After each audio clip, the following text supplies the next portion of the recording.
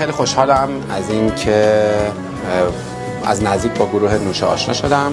به عقیده من موضوع بسیار مهمی که امروز روز در سال 1401 گروه نوشه از دیگر گروه ها دیگر موسیقی جدا میکنه اینه که اجراشون زنده و لایف هست، به دور از تقلب ها و مسائل حاشیه امروزی. اول اینکه خسته نباشید میگم به همه عزیزان در گروه نوشه. واقعا کار بسیار سختی هست اینکه یه سری دوستان هنرمند خانوم در این وضعیت کنونی موسیقی دور هم جمع میشن، با علاقه و عشق یه کاری رو انجام میدن به صورت آنپلاگ، بدون استفاده از موسیقی کمکی.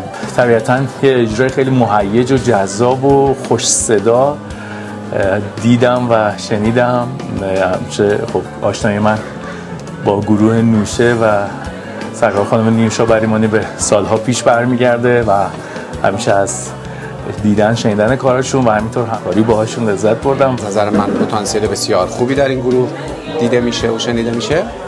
براشون آرزوی موفقیت میکنم و انشالله که پله‌های ترقی رو روز به روز و تون تون طی کنن.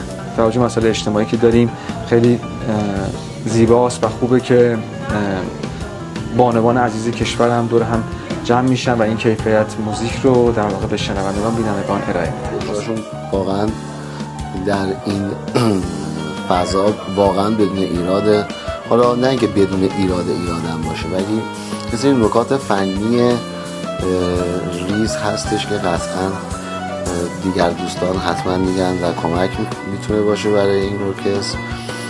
ولی واقعا خسته نباشید میگم بهشون. بانوان هنرمند ما بسیار درجه یکن، بهشون افتخار میکنیم و امیدواریم که بیشتر و بیشتر بدرخشن در عرصه ها و سختگیری های به نظر من واقعا بی‌مورد در مورد نوازندگی خانم ها کم بشه، که البته حداقل نوازندگیشون رو ما آقایون هم بتونیم روی صحنه ببینیم.